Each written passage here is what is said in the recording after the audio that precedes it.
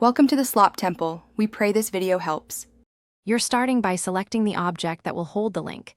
This is important because links attach to specific elements.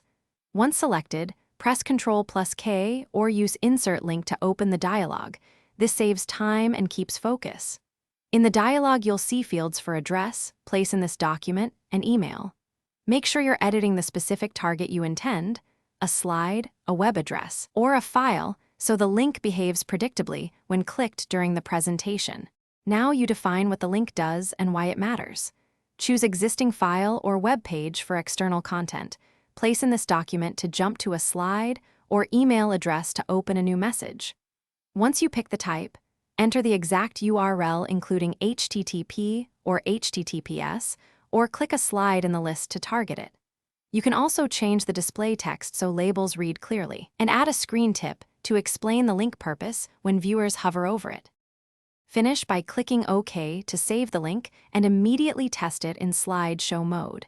This ensures the behavior matches your intent. Remember that in normal view links may require Ctrl+Click, whereas in slideshow a single click follows the link. If it doesn't work, make sure the URL is complete, the file path is accessible, and that corporate firewalls or privacy settings aren't blocking external content. Adjust the path or permissions and retest to confirm the fix. Thanks for watching. Consider subscribing if we helped you.